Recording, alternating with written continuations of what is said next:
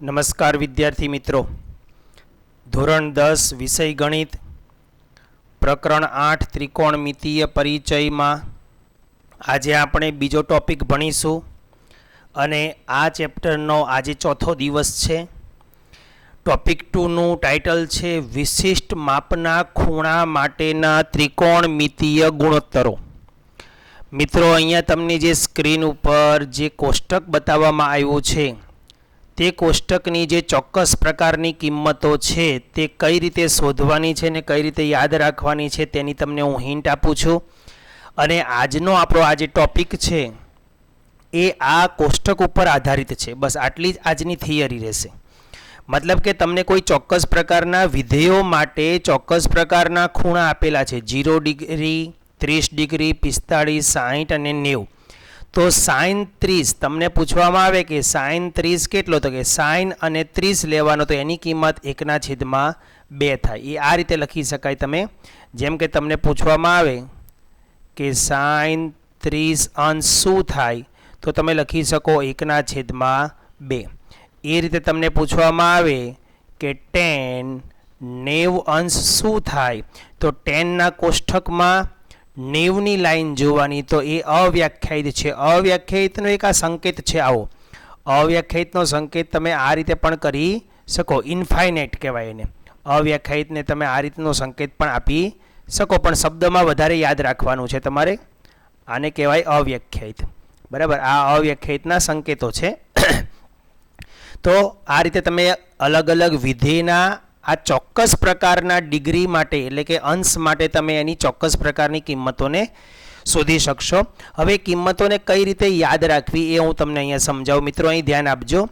આ સાઇનની કિંમત તમને આવડી જાય એટલે બાકીના 5 વિધેયની કિંમત આવડી જશે. હું કેવી રીતે લેવાની છે એ શીખવાડું છું.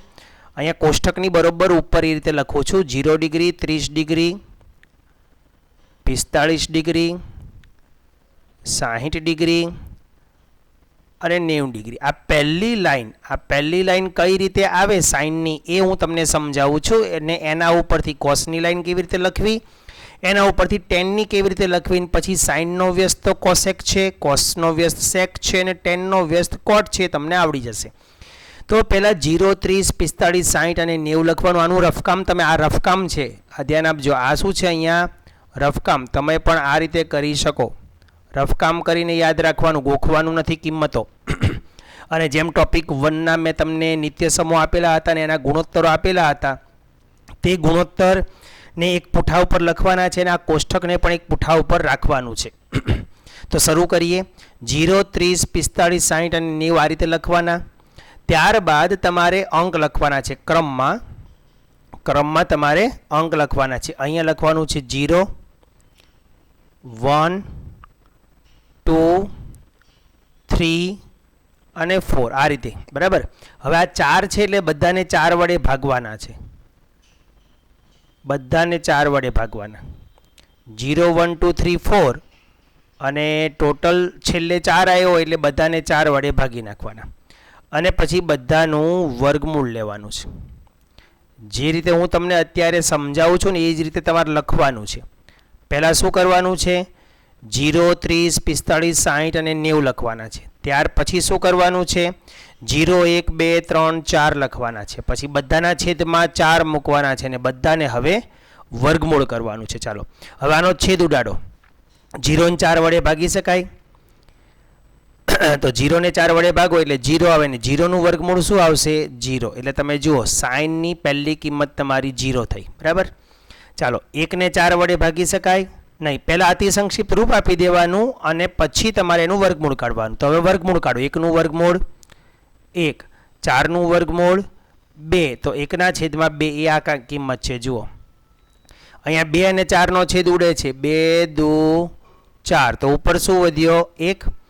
હવે એનું વર્ગમૂળ કાઢો. તો 1નું વર્ગમૂળ 1, પણ 2નું વર્ગમૂળ નીકળે નહીં એટલે એ આવશે વર્ગમૂળમાં 2. તો જુઓ 1/√2 45, સાઇનની 45. આ પહેલી જે લાઈન તમારી તૈયાર થશે ને સાઇનની લાઈન થશે. હવે 3 અને 4નું અતિ સંક્ષિપ્ત રૂપ આપી શકાતું નથી. તો 3નું વર્ગમૂળ કેટલું? વર્ગમૂળ 3 અલગ અલગ આપી દેવાના છે વર્ગમૂળ, અને 4નું વર્ગમૂળ 2 નીકળે છે તો વર્ગમૂળ 3/2 સાઇનની કિંમત સાઇન 60ની કિંમત થઈ. અહીંયા 4 4 ઉડી ગયો તો વધ્યું કોણ આખામાં 1, તો 1નું વર્ગમૂળ કેટલું થાય 1, તો આ 1 લખ્યો. બરાબર. હવે આ જે લાઈન તમારી થઈ, આ જે લાઈન, એ લાઈન તમારી સાઇનની થઈ, સાઇન 30ની, સાઇન 0ની, સાઇન 30ની, સાઇન 45ની, સાઇન 60ની, સાઇન 1ની. હવે આ જે લાઈન છે ને એ અહીંયા આવી ગઈ. જો એટલે આ પહેલી લાઈન તમારે આવી રીતે લખતા શીખવાનું છે. આ પહેલી લાઈન લખતા મેં શીખવાડ્યું, આ સાઇનની લાઈન કેવી રીતે લખવી એ શીખવાડી દીધું. હવે તમારે બીજી લાઈનથી બધું જ કોપી પેસ્ટ કરવાનું, મતલબ આનું આ રિપીટ થશે, આની આ જ બધી વસ્તુ રિપીટ થશે. 0, 1/2, 1/√2, √3/2 અને 1 અલગ અલગ રીતે રિપીટ થશે. બરાબર. કઈ રીતે તો જુઓ. હવે કોસની લાઈન જ્યારે લખવાની આવે ને તો આ જે 1 છે ને એને પહેલાં લખવાનો. જો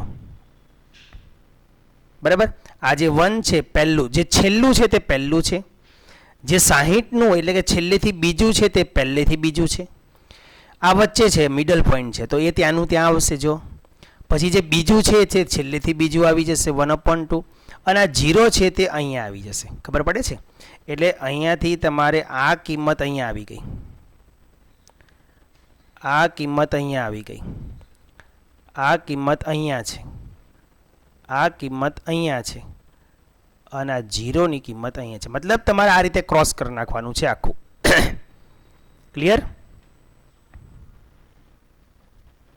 અત્યારે આ એરો બધા કાઢી નાખું છું હું. ખાલી તમારે યાદ એવી રીતે રાખવાનું છે કે જે સાઇનની છેલ્લી કિંમત છે તે કોસની પહેલી છે, જે છેલ્લેથી બીજી છે તે બીજી છે, પહેલેથી બીજી છે, જે ત્રીજી છે તે ત્રીજી જ છે, જે બીજી કિંમત છે તે છેલ્લેથી બીજી છે, ને જે પહેલી છે તે છેલ્લી કિંમત છે. ક્લિયર? હવે tan માટે શું કરવાનું તો એનું રફકામ અહીં બતાવું.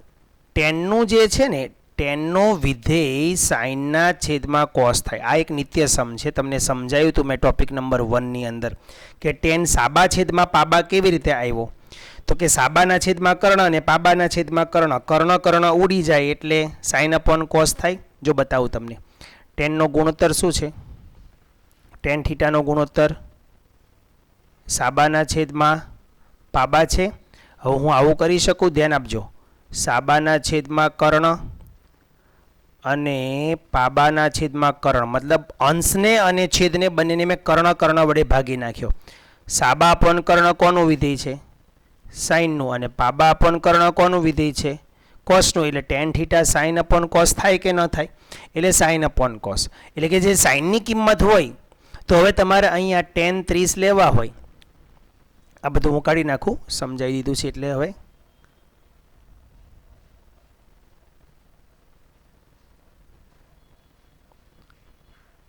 ચાલો, તો હવે અહીં ધ્યાન આપજો.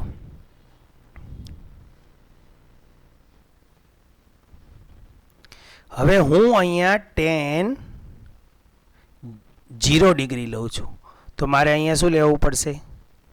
સાઇન 0 ડિગ્રી છેદમાં કોસ 0 ડિગ્રી. સાઇન 0 ડિગ્રીની કિંમત કેટલી છે? સાઇન 0 0 છે. કોસ 0 કેટલો આવ્યો? જે ઊંધી રીતે લખ્યો ને એ 1 આવ્યો. તો 0 ને 1 વડે ભાગો તો શું આવ્યો? 0. તો tan 0 ની કિંમત શું આવી? 0. જો એ જ રીતે tan 30, તો કે tan 30 શોધવા હોય તો મારે શું કરવું પડે? સાઇન 30ના છેદમાં કોસ 30 મૂકવા પડે. સાઇન 30ની કિંમત કેટલી છે? તો કે 1/2, 1/2, અને કોસ 30ની કિંમત કેટલી છે? √3/2, √3/2. નીચેનો 2 2 ઉડી ગયો તો શું જવાબ આવ્યો? 1/√3. જો 1/√3 tan 30. એ રીતે હવે ચાલો આ બેનો ભાગાકાર કરો. આ બેનો ભાગાકાર કરો એટલે બધું ઉડી જશે તો 1 આવશે. ચાલો આ બેનો ભાગાકાર કરો તો નીચેનો 2 નીચેનો 2 આ ઉડી જાય. જો આ ઉડી જાય, બેનો ભાગાકાર કરો તો આમ જ ભાગાકાર કરી નાખો તો એ ચાલે. તો √3/1 તો √3 થઈ ગયું. હવે 1 ને 0 વડે ભાગો તો 1 ને 0 વડે ભાગી શકાય નહીં. 1 ને 0 વડે ક્યારેય ભાગી શકાતા નથી, મતલબ આ શક્ય નથી, અશક્ય છે. અશક્યને આપણે શું કીધો છે? અહીંયા અવ્યાખ્યાયિત કીધો છે. એટલે 0 છેદમાં આવે એટલે અવ્યાખ્યાયિત લખી દેવાનું. ક્લિયર? તો કેવી રીતે ટેનની કિંમત મેળવીએ ખ્યાલ આવ્યો ને? સાઇન અને કોસના આ ઉપર નીચેનો ભાગાકાર કરી દેવો, આ રીતે ભાગાકાર કરો તોય ચાલે. 0 ને 1 વડે ભાગો 0, આ બેનો ભાગાકાર કરો તો √2 ઉડી ગયો, જો આ 2 ઉડી ગયો તો 1/√3. અહીંયા આ બધું ઉડી ગયું તો આ પણ 1 આવશે. તો આ રીતે તમે એના ભાગાકાર પણ કરી શકો.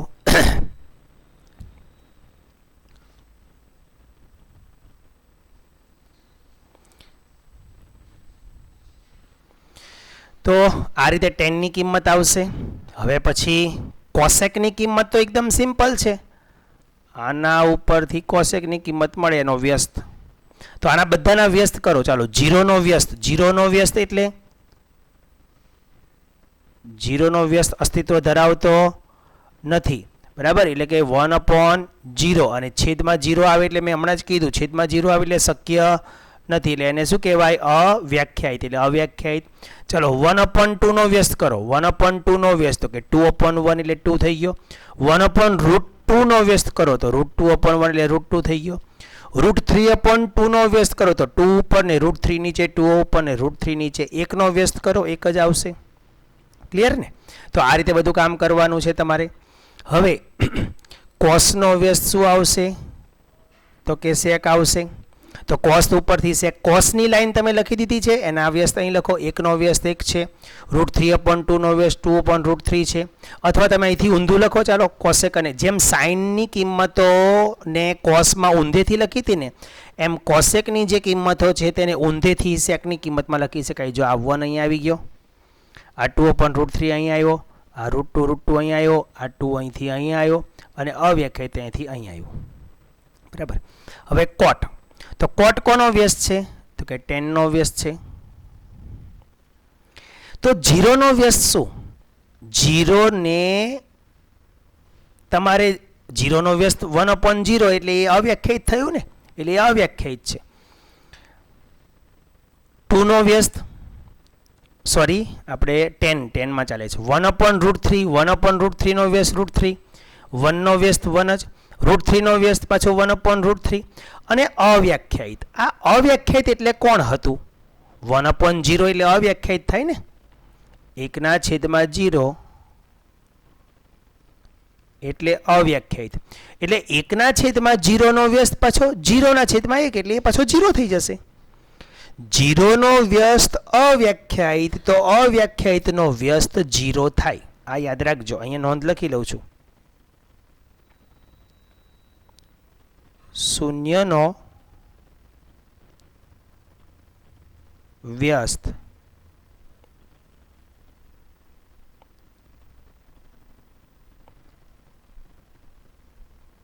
અવ્યાખ્યાયિત થાય. તો એનાથી ઊંધું અવ્યાખ્યાયિતનો વ્યસ્ત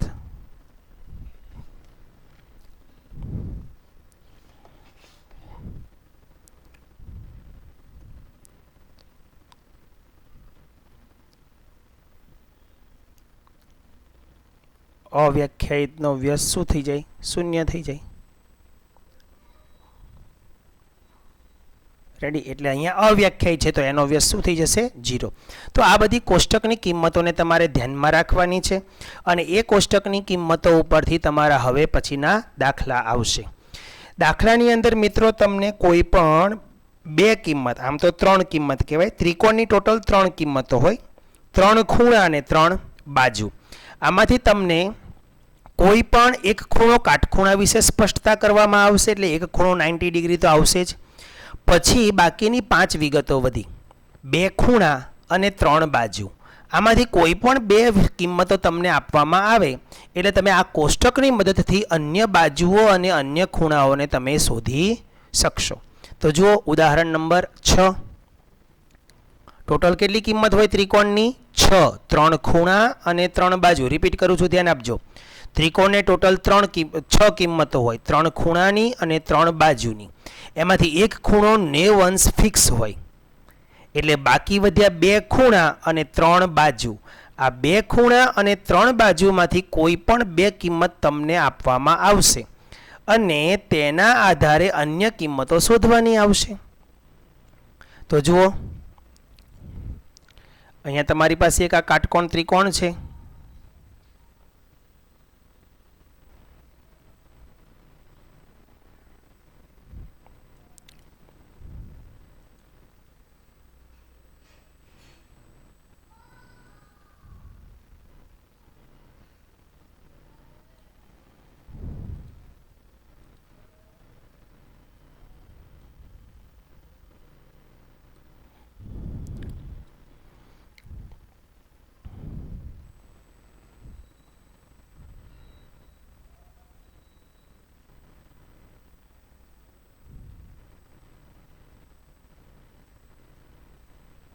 બરાબર. કાટકોણ ત્રિકોણ છે, એમાં લખ્યું છે ABCમાં ખૂણો B કાટખૂણો છે.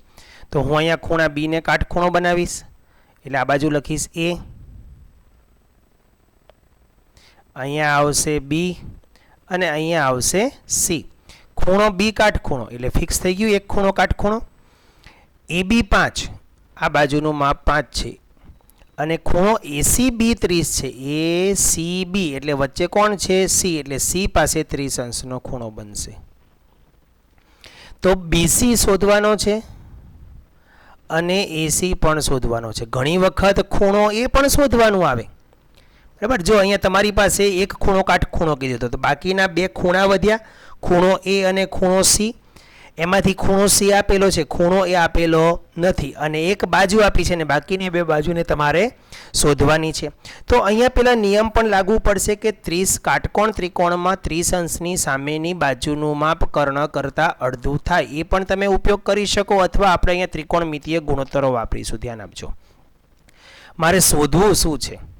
તો કે મારે પહેલાં BC શોધવો છે, તો હું પહેલાં BC લખીશ. ધ્યાન આપજો, જે મારે શોધવું છે ને એ હું પહેલાં લખીશ.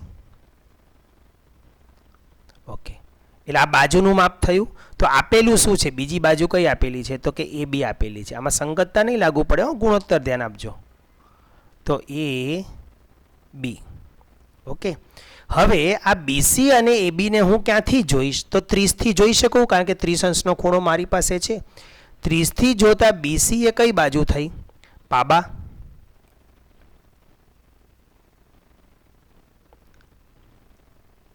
અને AB કઈ બાજુ થઈ? સાબા. તો પાબા છેદમાં સાબા એ ટોપિક 1 પ્રમાણે કોનો ગુણોત્તર છે? તો કે કોટનો. અને એ વખતે ડિગ્રી કેટલા હતા? અહીંયા થીટા લખતા હતા, C લખતા હતા. અહીંયા આપણે શું લખવાનું છે? 30 લખવાનું છે.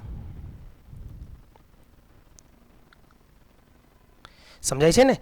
પહેલા તો પાબા સાબા કોનો ગુણોત્તર? ટોપિક 1 પ્રમાણે વિચારો. પાબા સાબા એ કોટનો ગુણોત્તર છે, ને ત્યાં આપણે કોટ થીટા લખતા હતા, કાં તો કોટ C લખતા હતા. અહીંયા C શું છે? તો કે 30 અંશ છે. C પાસેથી નિરીક્ષણ કર્યું ને આપણે, 30 અંશ પાસેથી નિરીક્ષણ કર્યું, એટલે એ રીતે લખવું પડે. તો અહીંયા છે BC, છેદમાં લખવાનું છે AB.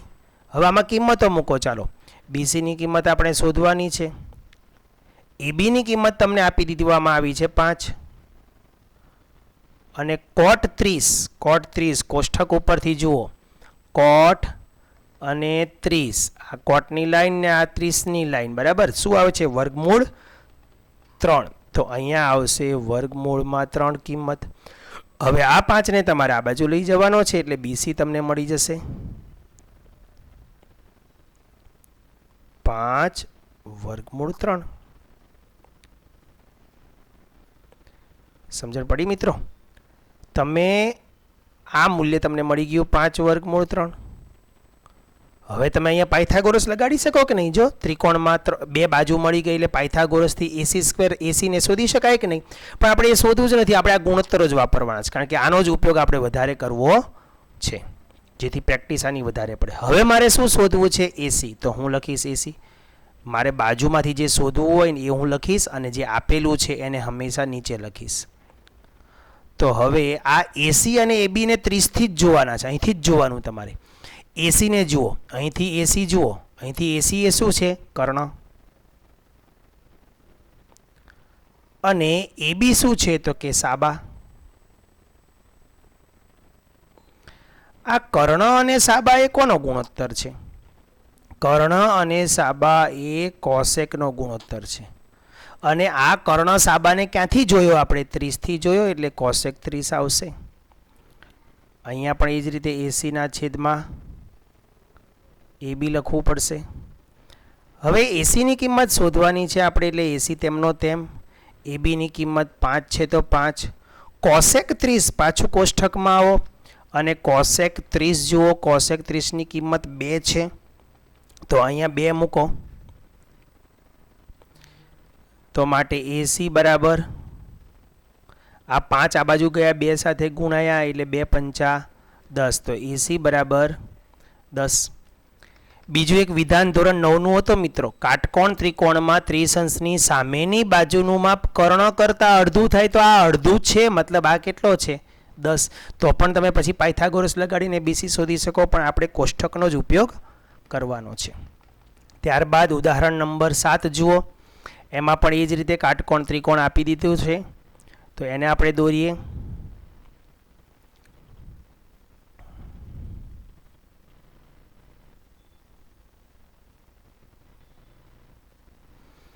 બરાબર, બાજુનું માપ સોરી કયો છે PQRમાં ખૂણો Q કાટખૂણો ને, એટલે અહીંયા Q લખવાનો, અહીં કાટખૂણો બનાવવાનો, તો P અને R ને તમે ગમે ત્યાં લખી શકો. P અને R આવી રીતે આવશે. હવે એમાં તમને કઈ કઈ બાજુ આપી, જો PQ 3 છે, PQ 3, PR 6 છે, કર્ણનું માપ 6 છે, તો ખૂણો QPR એટલે P પાસેનો ખૂણો, આ ખૂણો, અને ખૂણો PRQ એટલે આ ખૂણો, આ બે ખૂણા શોધવાના છે. હવે આ બાજુને શોધવાની નથી તો આપણે કંઈ માથાકૂટ કરવાની જ નહીં. શું કામ પાયથાગોરસ લગાડીને કામ કરવું? એના કરતાં તમે એમના પણ કામ કરી શકો. અથવા જો તમે ધોરણ 9 પ્રમાણે વિચારો, કર્ણ કરતાં આ માપ અડધું છે, મતલબ જે બાજુનું માપ કર્ણ કરતાં અડધું હોય તેની સામેનો ખૂણો ત્રિશંસનો હોય, એટલે આ ત્રિશંસ હશે. આ 90 થયો, આ 30 થયો, તો આ 60 અંશ બની ગયો. પણ આપણે તો ગુણોત્તરને આધારે શોધવાનું છે ને, એટલે આપણે ગુણોત્તરનો જ ઉપયોગ કરવાનો છે. હવે શોધવાનું શું છે, તો કે ખૂણો P પહેલાં શોધીએ. ચાલો, ખૂણો P શોધવો છે તો અહીંથી તમને જે બે બાજુ આપેલી છે એનું નિરીક્ષણ કરો. આનું નિરીક્ષણ તમે કઈ રીતે કરશો? ખૂણો P મારે શોધવો છે, તો આ શું છે? કર્ણ. અને ખૂણા P ની આ કઈ બાજુ થઈ? આ કઈ બાજુ થાય? પાબા. અને આ થયો કર્ણ. તો પાબા કર્ણ અથવા કર્ણ પાબાનો ગુણોત્તર લાગે કે નહીં? તો અહીંયા હું પાબા કર્ણ લખીશ.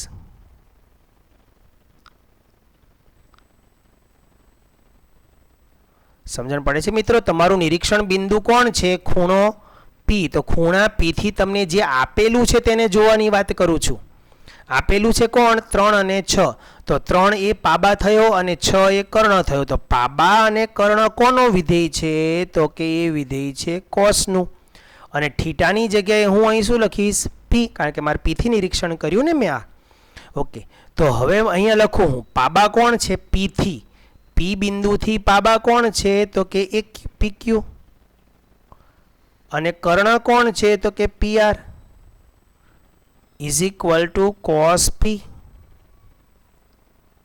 ચાલો, હવે PQ નું માપ કેટલું છે?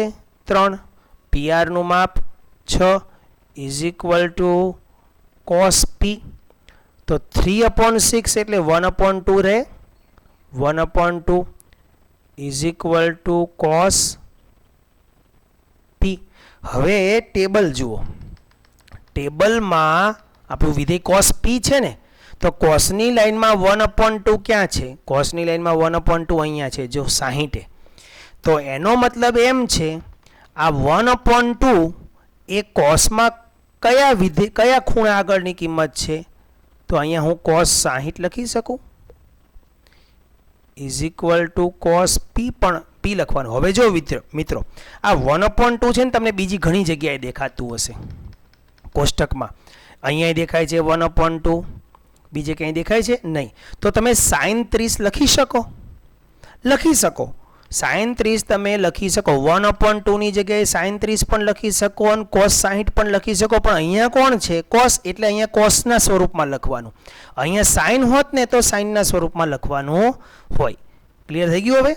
ઓકે, તો હવે બંને બાજુથી આ cos નામ કાઢી નાખવાનું છે. તો 60 અંશ બરાબર ખૂણો P. તો P નું માપ કેટલું આવી ગયું? એટલે કે P બરાબર 60 અંશ. અહીંયા તમે ખૂણો P એવું ન લખો તો પણ ચાલે. અહીંયા ખૂણાને ઉલ્લેખવાની જરૂરિયાત નથી. બરાબર, ચાલો બીજું. ખૂણો R શોધવો છે. R થી જે બાજુઓ આપેલી છે તેને નિરીક્ષણ કરો. R થી હવે તમારે આ P ને ભૂલી જાઓ થોડીક વાર. બરાબર, હવે P ને થોડીક વાર ભૂલી જાઓ.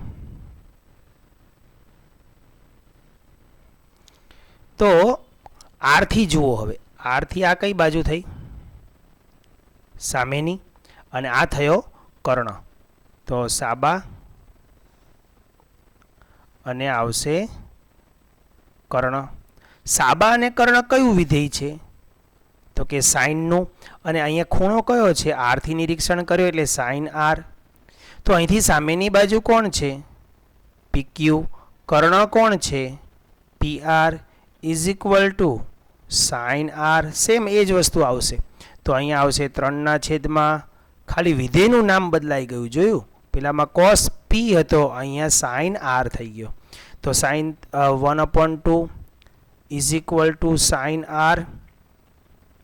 ચાલો, 1/2 કોની કિંમત છે? 1/2 સાઇનમાં ક્યાં છે? 1/2 સાઇનમાં ક્યાં છે?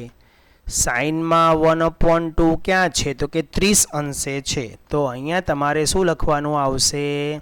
Sign 30 is equal to sine R. હવે સાઇન ઉડી ગયો, તો માટે 30 આર બરાબર 30 અંશ. ઓકે, ખ્યાલ આવી ગયો ને મિત્રો? તો આ રીતના જ બધા દાખલા છે. કોઈ પણ બે કિંમતો આપેલી હશે તેને આધારે અન્ય કિંમત શોધવાની છે. ઉદાહરણ નંબર 8 જુઓ. Sine A - B is equal to 1/2. તો આ જે આપેલું છે એ લખીએ. સાઇન A - B બરાબર 1/2. મતલબ આ જે ગુણોત્તર છે એ સાઇન વિધેયમાં ક્યાં છે એ શોધો. પાછું આવ્યું જો. તો કે sine A - B is equal to આ 1/2 સાઇન વિધેયમાં ક્યાં છે? તો સાઇન 30 હતું ને, જો આ રહ્યું. 1/2 ની જગ્યાએ આપણે સાઇન 30 લખ્યા કે ને? અહીંયા સાઇન વિધેય છે તો અહીંયા સાઇનમાં જ લખવાનો જવાબ. તો સાઇન 30 થાય. હવે બે બાજુથી સાઇન ઉડાડી નાખો. તો A - B બરાબર 30 થશે. A - B બરાબર 30. આને નંબર આપી દો 1. બાજુમાં તમને બીજું આપેલું છે જો, cos A + B. તો cos A + B is equal two પણ 1/2 આપેલા છે. તો હવે cos વિધિમાં 1/2 શોધો. cosમાં 1/2, cosની લાઈનમાં 1/2. cosની લાઈનમાં 1/2 ક્યારે આવ્યો? તો કે 60. એટલે તમારે અહીં શું લખવાનું? 60નું લખવાનું. બાજુમાં જેમ લખ્યું એમ જ છે, અને ઉપરના દાખલામાં છે એ રીતે જ છે. તો A + B is equal two અહીં શું લખીશું આપણે? cos 60. હવે cos કાઢી નાખો. તો A + B is equal two 60. અને નંબર આપો 2. હવે 1 અને 2 નો લોપ કરી નાખો ચેપ્ટર નંબર 3 ની જેમ.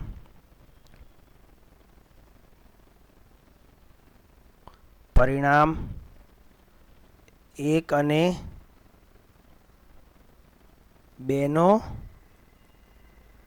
લોપ કરતા તમારે A અને B શોધવો છે ને. A - B is equal two 30. અને નીચે લખીશું A + B is equal two 60. લોપ કોનો થશે? તો કે B નો લોપ થઈ જશે, વત્તાથી લોપ થશે. તો કે 2A બરાબર 90. માટે A બરાબર 90/2 એટલે A બરાબર 45. તો A ની કિંમત 45 આવી. હવે સમીકરણ 1 પરથી સમીકરણ 1 માં કિંમત મૂકો અથવા 2 માં કિંમત મૂકો તોય ચાલે. A ની કિંમત 45 છે. તો 45 - B બરાબર 30. B ને પેલી બાજુ લાવો ને 30 ને આ બાજુ લાવો. 45 - 30 ઇઝ ઇક્વલ ટુ B. 45 માંથી 30 જાય તો 15. માટે B બરાબર 15. ક્લિયર? તો આ રીતે તમે A અને B ને પણ શોધી શકશો. તો આ પછી બીજા જે સ્વાધ્યાયના દાખલા છે મિત્રો એ આપણે આવતા વિડીયોની અંદર જોઈશું. તો આ ચેપ્ટર માટે તમારે અગત્યનો આ જે કોષ્ટક છે એ યાદ રાખવાનો છે, ને કોષ્ટક બનાવવાની જે રીત છે એક વખત ફરી રિપીટ કરું છું. ધ્યાન આપજો. સૌથી પહેલાં તમારે 0, 30, 45, 60 અને 90 લખી દેવાના.